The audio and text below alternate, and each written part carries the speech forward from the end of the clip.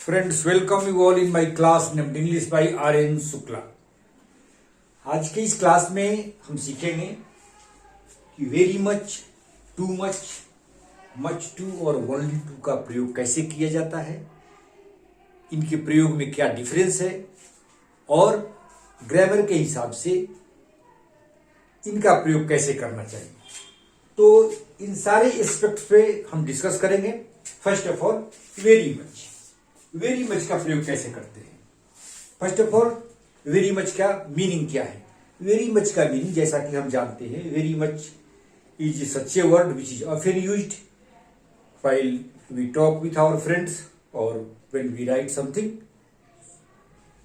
Very much का मतलब as much as is required, उतना अधिक जितना हमें चाहिए, sufficient enough. Very much means as much as is required. Very much means as much as is required. As much as is required. जितना हमको चाहिए उतना। वेरी मच का मतलब है जितना हमें चाहिए उतना। और टू मच का मतलब आवश्यकता से अधिक, इतना अधिक जितना नहीं होना चाहिए। As much as is not required, more than sufficient, that is too much. और much to का मीनिंग भी सेम ही है। too much और much to दोनों का मीनिंग सेम है।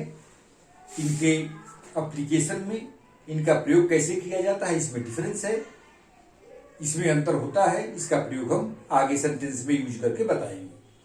और ओनली टू का मतलब होता है वेरी। ओनली टू का मतलब वेरी। तो सबसे पहले वेरी मच का प्रयोग कैसे करते हैं, सेंटेंस को के द्वारा हम देखते हैं। वेरी मच जैसे आप प्रयोग करते हैं, I like him very much. I like him, I like him very much. I like him very much.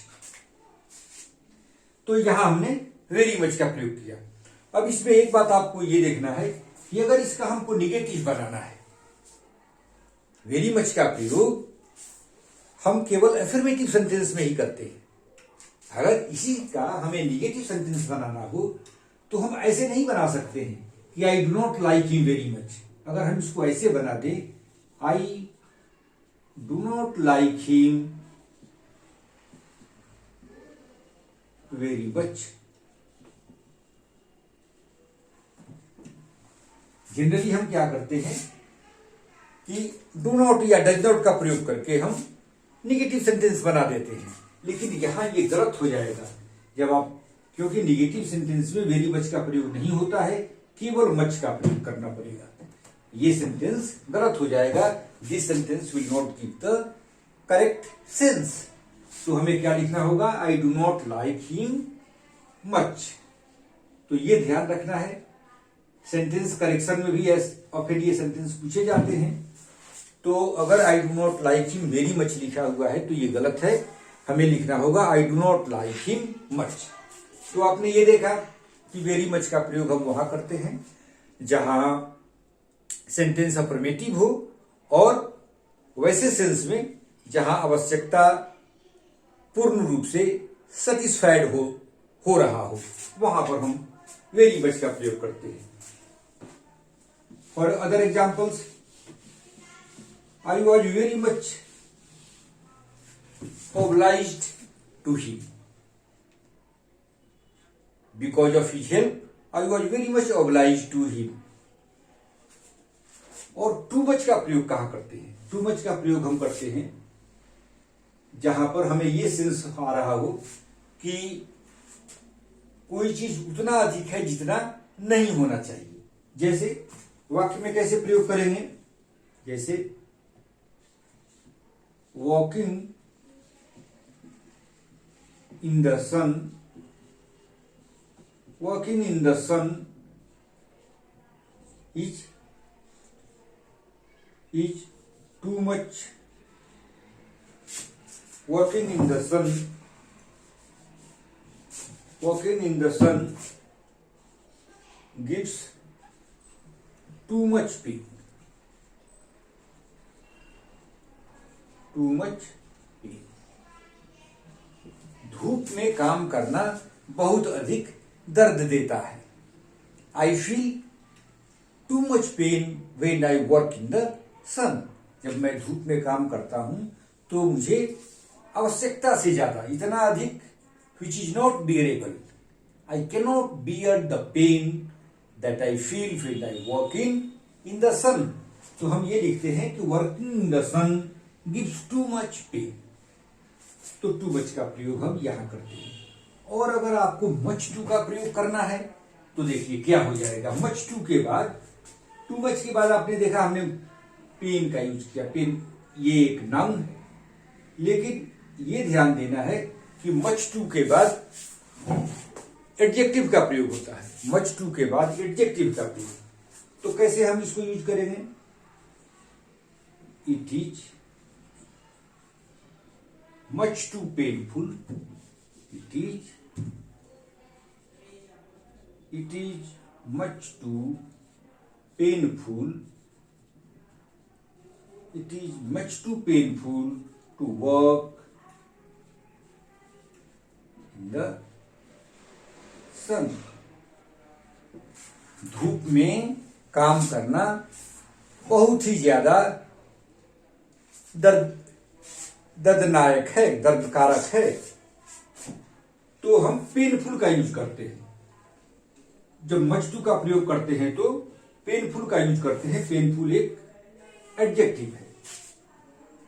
तो ये ध्यान रखना है कि टू मच के बाद हम नाउन का प्रयोग करते हैं और मच टू के बाद एडजेक्टिव का प्रयोग करते हैं। और अब ओनली टू का प्रयोग कहां करते हैं? ओनली टू का मतलब होता है very. Only too means very.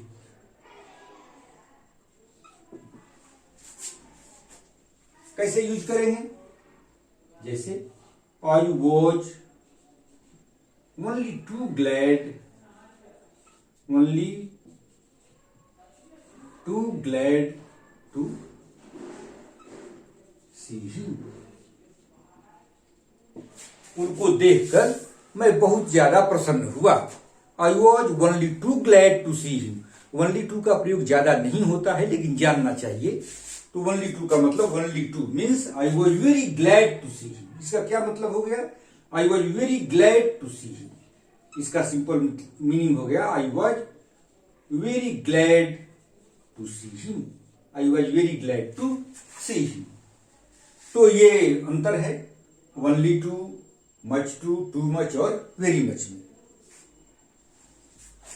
अब आपको एक चीज मैं ये बताऊं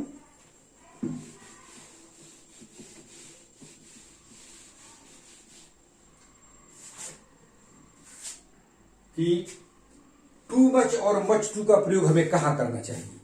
जब हमें सेंटेंस को ज्यादा इंफेटिक बनाना है, क्योंकि मच टू का प्रयोग ज्यादा नहीं किया जाता है, लेकिन जब हमें ये बताना है, ज्यादा स्ट्रेस देना हो, इंफेटिक बनाना हो, पूरे सेंटेंस को मॉडिफाई करना हो, तो हम मच टू का प्रयोग करते हैं।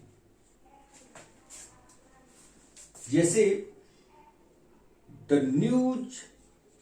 News of his death was much too painful for me. Much too painful for me. The news of his death was much too painful for me.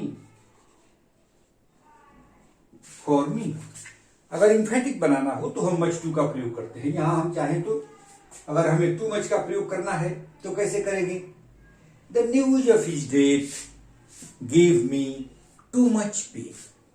The news of his death gave me too much pain. क्योंकि too much के बाद हम painful का use नहीं कर सकते, तो sentence का स्ट्रक्चर बदल जाएगा। तो आपने ये देखा, अभी तक मैंने एक्सप्लेन किया, वेरी मच का प्रयोग हम नॉर्मल सेंस में करते हैं, टू मच का प्रयोग जब आवश्यकता से अधिक हो तो वहां पर टू मच और मच टू का प्रयोग किया जाता है। ध्यान रखना है, टू मच के बाद हम नाउन का प्रयोग करते हैं और मच टू के बाद एडजेक्टिव का प्रयोग करते हैं। अब एक चीज मैं आपको बताऊं कि मच और वेरी के प्रयोग में भी डिफरेंस है। वेरी का प्रयोग कहां करते हैं और मच का प्रयोग कहां करते हैं। वेरी का प्रयोग हम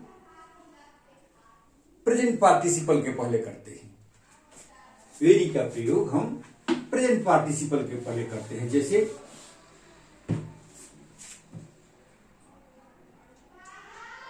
football is a very interesting game. Is a very interesting game. Interesting game. लेकिन हमको अगर मच का प्रयोग करना है, मच का प्रयोग करना है, I am very much interested in football. I am very much आम वेरी का प्रयोग आप नहीं भी करेंगे तो आम मच इंटरेस्टेड, आम मच इंटरेस्टेड इन गेम्स। मैं खेल में बहुत अधिक रुचि रखता हूं, तो आम मच इंटरेस्टेड इन गेम्स। तो ये ध्यान रखना है कि मच के बाद पास्ट पार्टिसिपल, पास्ट पार्टिसिपल का प्रयोग होता है और वही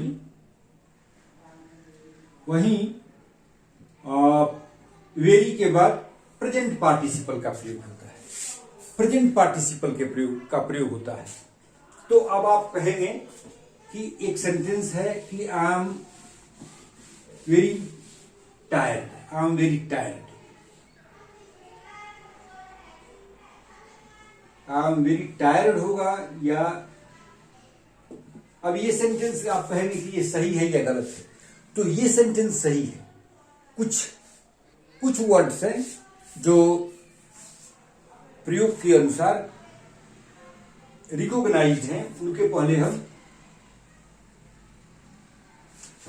उनमें हम वो पास्ट पार्टिसिपल हैं लेकिन फिर भी हम वेरी का प्रयोग करते हैं। वो कौन कौन से शब्द हैं?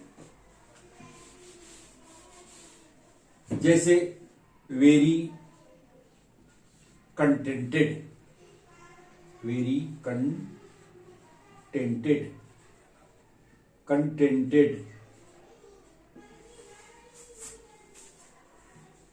Very contented, contented, content, content से बना है कंटेंट, कंटेंटेड। और very dejected, very dejected, dejected, very tired, very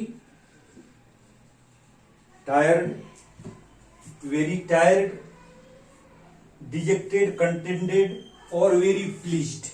ये 4 वर्ड हैं। वेरी प्लीज्ड,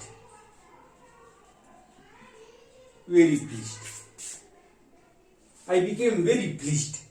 तो ये 4 वर्ड हैं जिनमें पास्ट पार्टिसिपल तो हैं लेकिन फिर भी हम वेरी का प्रयोग करते हैं। तो ये एक्सेप्शन टू द रूल है। इसको हम जनरल रूल के अनुसार एक्सेप्ट नहीं कर सकते। तो friends, with this I'd like to close this video. Thank you very much. Wish and expect you to like and subscribe my channel so that in the days to come I could make better videos for your benefit and advantage. Thank you very much.